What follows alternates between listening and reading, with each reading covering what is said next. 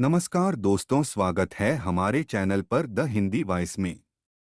दोस्तों, हर हर महादेव, ओम नम शिवाय। सावन के दूसरे सोमवार यानी 17 जुलाई को यहाँ पर बांधे एक जोड़ी हरी चूड़ी 24 घंटे के अंदर में देखें चमत्कार। दोस्तों, सावन का जो महीना होता है मर्यादा भंग, ये भक्ति का महीना होता है, भक्ति का महा होता है। सावन के पूरे महीने पर भगवान भोलेनाथ जी का नियंत्रण माना जाता है। दोस्तों, ऐसा माना जाता है कि सावन के पूरे महीने पर भगवान भोलेनाथ जी की पूजा पाठ करने से वो शीघ्र ही प्रसन्न होते हैं। सावन के पूरे महीने भगवान भोलेनाथ का प्रिय महीने हैं। इसके अनेक पौराणिक कथाएं एवं धार्मिक मान्यताएं भी हैं। दोस्तों, इसे जन साधारण लोग किसी और महीने में संयम नियम का पालन करें या ना करें, लेकिन सावन के महीने में संयम अब अंग नियम का पालन जरूर करते हैं। तो आज की जो वीडियो है बहुत ही सुंदर है, ज्ञानवर्धक जानकारी है। इस वीडियो को अपने फायदे के लिए जरूर पूरा देखना है, क्योंकि अधूरा ज्ञान हमेशा अधूरा फल ही देगा और भगवान शिव का अपमान भी माना जाएगा। इसीलिए वीडियो को अंत तक जरूर देखें। सावन के महीने की विशेष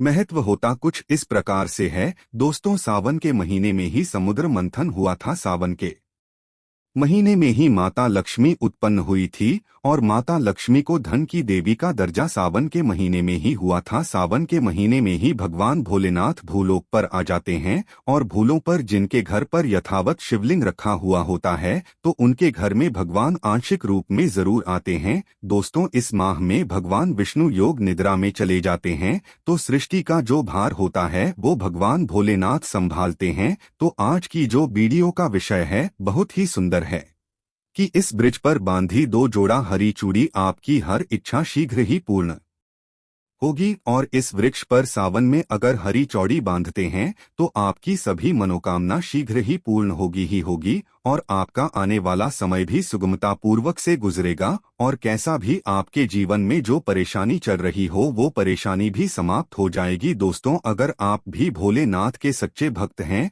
तो कमेंट बॉक्स में ओम नमः शिवाय जरूर लिखना, और अगर आप भोलेनाथ से प्यार करते हैं तो एक लाइक जरूर करेंगे। दोस्तों, भगवान भोलेनाथ जी को ये 3 वृक्ष अत्यंत प्रिय है और इस वृक्ष की पूजा करने से शिव पूजा करने का ही फल प्राप्त होता है।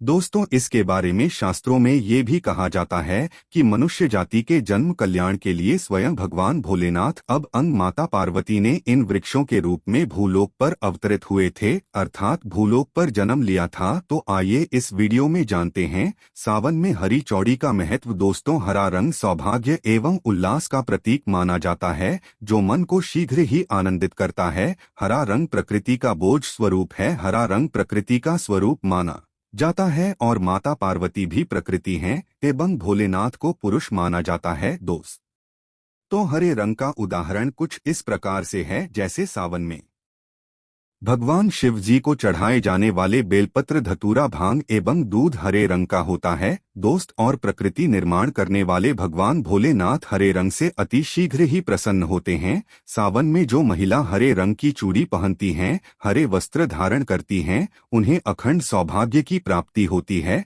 दोस्त, और इसलिए कहा जाता है जितनी भी माताएं बहनें हैं उन्हें पूरे सावन के महीने में हरे रंग की चूड़ी जरूर पहनना चाहिए, हरे वस्त्र जरूर धारण करना चाहिए। सावन के महीने में जो माताएं बहनें भगवान भोलेनाथ की पूजा करती है, शिव पूजा करती है, ऐसी माताएं बहनों को हरे रंग का वस्त्र धारण करना चाहिए और भूलकर भी सावन के महीने में नीले और काले वस्त्र किसी भी महिला को कथा भी नहीं पहनना चाहिए। ऐसा माना जाता है कि इस रंग के कपड़े पहनने से महिला के पति पर कष्ट आते हैं और उनके पति की आयु कम हो जाती है। तो दोस्तों, इस वृक्ष पर किसी भी सावन सोमवार के दिन या सावन में किसी भी समय जरूर बांधें हरी चौड़ी। दुर्भाग्य आपका सौभाग्य में बदल जाएगा। कैसे भी आपके ऊपर परेशानी हो, गरीबी हो, कष्ट हो, कर्ज हो, तकलीफ हो, जीवन में जो परेशानी हो, बहुत सारी समस्याएं समाप्त तो हो जाएगी। दोस्तों, केवल एक ही सोमवार के दिन अगर आप ये उपाय करते हैं, हरी चूड़ी इस वृक्ष पर बांधते हैं,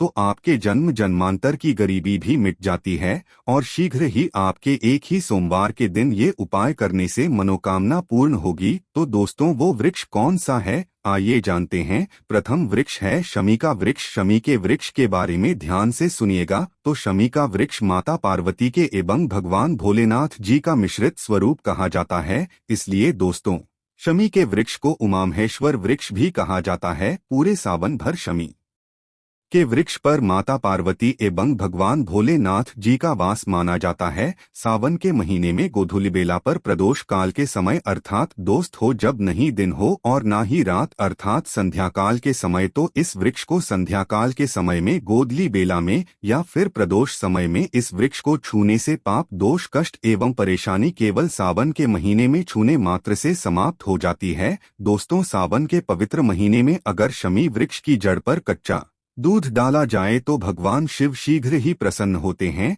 रंग माता पार्वती का ढेर सारा आशीर्वाद प्राप्त होता है। दोस्तों, शमी के वृक्ष का महत्व कुछ इस प्रकार से है। भगवान राम रावण पर आक्रमण करने के पूर्व भगवान राम ने शमी वृक्ष की पूजा की थी और पांडवों ने अपने दिव्य हथियार भी शमी के वृक्ष के नीचे में दबाए थे। शमी का वृक्ष जिस घर में लगा होता है उस घर का कल्याण हो जाता है और उस घर में सभी प्रकार का भौतिक सुख वास माना जाता है। तो दोस्त, और सावन के किसी भी सोमवार के दिन शमी वृक्ष पर उमा महेश्वर का ध्यान करते हुए शमीम इस पर सावन के किसी भी सोमवार के दिन उमा महेश्वर का ध्यान करते हुए 2 जोड़ी हरी चूड़ी अब अंग हरे रंग का रिबन जरूर बांधना चाहिए या फिर हर एक कलर का जो भी आपको श्रृंगार आदि मिल जाए वो आपको जरूर बांधना चाहिए, जैसे कि हरे रंग की मेहंदी, हरे रंग की बिंदी आदि या हरी चूड़ियां जरूर बांधना चाहिए। दोस्तों, कैसी भी आपकी मनोकामना हो वो एक ही बार में पूर्ण हो जाएगी, क्योंकि इस खास समय पर यानी सावन के समय में भगवान शिव खास तौर पर वास करने आते हैं धरती पर और शमी के वृक्ष में अस्थायी रूप से बहस करते हैं। शमी का बर्फ से छूने मात्र से आपकी मनोकामना शीघ्र ही पूर्ण हो जाएगी। पूरे सावन भर अगर शमी के पत्ते अगर भोलेनाथ जी को उनके पूजा में चढ़ाते हैं तो इससे अष्टलक्ष्मी आपके घर में वास करती है। आपके घर में कैसी भी गरीबी हो, दर्द था हो, दुख हो, परेशानी हो, गरीबी हो, बीमारी हो, सब समाप्त हो जाती है और पूर्ण रूप से आपके घर में बहुत एक सुखाकर के निवास करने लगते हैं। दोस्तों, दूसरा वृक्ष है धतूरे का वृक्ष। धतूरे का वृक्ष भगवान भोलेनाथ के उग्र रूप कालभैरव ये अंश से उत्पन्न आती है। ऐसी मान्यता है कि शिवलिंग पर धतूरे के पत्ते या पुष्प फल चढ़ाने से राहु केतु एवं शनि के कुप्रभाव समाप्त होते हैं। धतूरे के वृक्ष पर सावन के किसी भी सोमवार के दिन अगर 2 जोड़ा हरी चूड़ी बांधे तो शत्रुओं से छुटकारा मिलता है। अब अंग शत्रुओं का सर्वनाश होता है। और दोस्तों, सावन सोमवार के दिन धतूरे का छूने मात्र से भगवान शिव आपके घर में दौड़े चले जाएंगे। दोस्तों, अगर सावन के किसी भी शनिवार के दिन धतूरे के वृक्ष पर बाबा काल भैरव का ध्यान करते हुए हरी चूड़ीगर बांधी जाए तो घर से भूत प्रेत बाधा ये सब नष्ट हो जाती है, भस्म हो जाती है। छोटे से धतूरे की जड़ अगर घर के किसी भी कोने में छुपा दिया जाए या घर में जमीन में गाड़ दिया जाए तो भूत प्रेत इत्यादि का वास घर में कभी नहीं होता है। घर से सभी बाधाएं शिव के वास होने से भाग जाती है। दोस्तों, जो तीसरा वृक्ष है वो है बेल का वृक्ष। अगर भगवान शिव को बेलपत्र न चलाया जाए तो सावन का व्रत अधूरा माना जाता है और बिना पत्र चढ़ा ही शिवलिंग पर जल भी बेरत हो जाता है। इसलिए जब भी आप भगवान शिव पर बेलपत्र चढ़ाएं तो 5 बेल पत्थरों पर उसके ऊपर में श्री राम अवश्य लिखें। इससे भगवान शिव जल्दी और अत्यंत प्रसन्न हो जाते हैं। दोस्तों, सावन में बेल वृक्ष छूने से कई तीर्थों का लाभ मिलता है। सावन में इस वृक्ष को क्यों चुना जरूरी है, आइए जानते हैं बेल वृक्ष की महिमा को। बेल के वृक्ष मैं आप लोगों को कई बार कई कथा में बता चुका हूं कि यह जो बेल के वृक्ष हैं माता पार्वती के स्वरूप कहे गए हैं।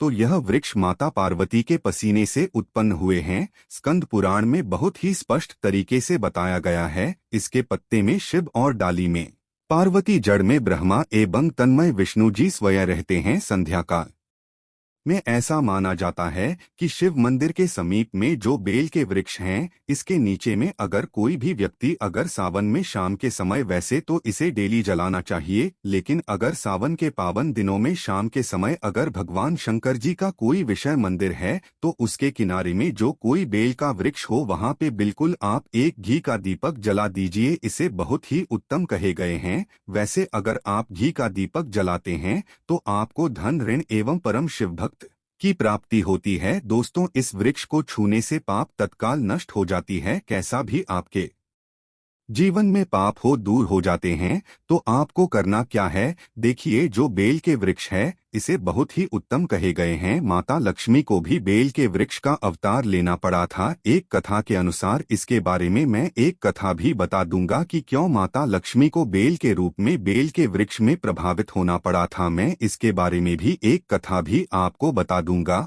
तो आपको सावन के पवित्र दिनों में बेल के वृक्ष के नीचे हो सके तो घी का दीपक जरूर जलाएगा। घी का दीपक बहुत ही उत्तम कहे गए हैं। अन्य वृक्षों को जैसे आपने मक्खन चढ़ाया, बताशे का भोग लगाया, बेल के वृक्ष को माता पार्वती तथा भगवान शंकर के स्वरूप ही कहेंगे। बेल की जो वृक्ष की जड़ होती है, इसके जो मूल भाग होते हैं, इसमें समस्त तीर्थ आकर के निवास करते हैं। इसीलिए सावन के महीने में कहा जाता है, जो लोग अगर तीर्थ धाम नहीं जा सकते, तीर्थों के दर्शन नहीं कर पाते, तो ऐसे व्यक्ति बेल वृक्ष के नीचे में 1 महीने तक घी का दीपक जला लेते हैं तो संपूर्ण जितने भी तीर्थ होते हैं, इसके घूमने का बराबर पुण्य की प्राप्ति होती है। मैं इसीलिए सारी जानकारी, गुप्त रहस्य जानकारी बताता हूँ, जिससे आप सभी दर्शकों को, कल्याणवासी दर्शकों का बिल्कुल आध्यात्मिक उन्नति हो। सभी को धन की जरूरत नहीं होती, किसी को पुण्य की प्राप्ति की जरूरत होती है। कोई आध्यात्मिक उन्नति करना चाहते हैं,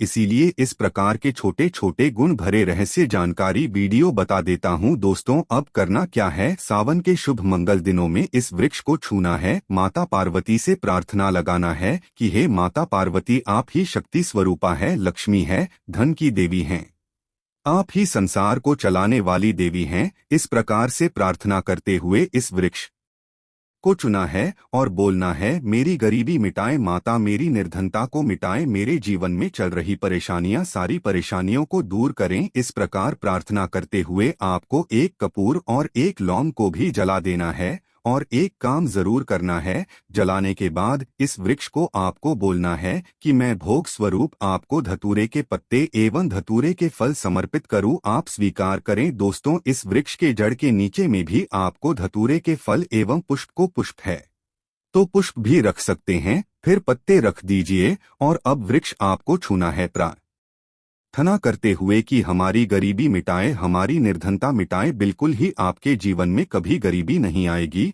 और एक प्रार्थना जरूर करना है, किसी की हाय लग गई हो, बद्दुआ लग गई हो, किसी का दोष लगा हो जिसके कारण हमारी आध्यात्मिक उन्नति नहीं हो पा रही हो, तो आप जो है हाय बदुआ एवं किसी का दोष लगा हो, उसे तुरंत दूर करें। शनि राहु केतु का अगर दुष्प्रभाव लग रहा हो, नवग्रहों में से कोई नवग्रह हमें पीड़ित कर रहा हो, या फिर किसी भी हमारे पूर्वजों द्वारा किसी भी प्रकार का हमें पितृ दोष लगा हो, क्योंकि पितृ दोष लगने के कारण व्यक्ति की आत्मिक उन्नति भी नहीं हो पाती, तो आप बोलना कि समझते प्रकार के दोषों को आप दूर करें, अपने अंदर में खींच लीजिए और आप हमें दोष मुक्त कर दीजिए। तो इस प्रकार से आपको यह प्रार्थना करना है। और एक काम आपको जरूर करना चाहिए, आपको सावन के समय धर्म शास्त्रों में कहे गए हैं, बहुत सारे लोग भी बताते हैं, हमारे गुरुजी भी कहा करते थे, सावन के दिन अगर बेल के वृक्ष की जड़ में मिश्रित युक्त जो मिश्री आती हैं, खाली खली, आप सभी दर्शकों को जरूर पता होगा शंकर टाइप की होती है,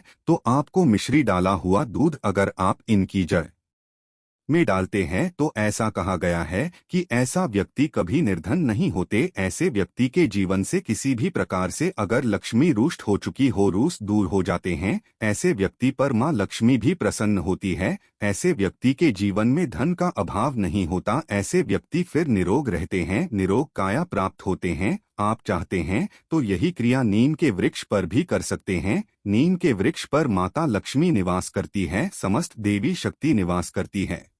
नीम के वृक्ष में अगर आप जो है सावन के शुभ मंगल दिनों में आपको 1 गिलास या फिर 1 लोटे सामर्थ्य के अनुसार तांबे के लोटे में आपको दूध डाल करके इनके अंदर इन्हें जो है अभिषेक करना चाहिए, इनके जड़ में डालना चाहिए। लेकिन आपको मीठा दूध ही डालना है, मिला हुआ दूध आपको चढ़ाना है, इनकी जड़ में डालना है और गरीबी मिटाने की प्रार्थना करना है। या फिर जो लोग कर्जे का भार है, वो लोग बोल सकते हैं कि हमारे कर्ज एक आभार दूर हो, या फिर जीवन में जो किसी भी प्रकार की जो परेशानी है, वो परेशानी भी बोल देना, वो परेशानी तत्काल ये वृक्ष समाप्त करते हैं और आपको इसे छू करके आ जाना है। दोस्तों, सावन में आप इन वृक्षों को जरूर छुए, आपकी कायाकल्प हो जाएगी, भगवान शिव आपके ऊपर मेहरबान हो जाएंगे, आपकी भक्ति की कामना आराधना पूर्ण हो जाएगी। तो अगर आप महादेव की कृपा प्राप्त करना चाहते हैं और उन्हें अपने घर पर बुलाना चाहते हैं तो कमेंट बॉक्स में लिखें, भगवान शिव आपका स्वागत है हमारे घर में। हर हर महादेव, ओम नमः शिवाय एक लायक जरूर करें।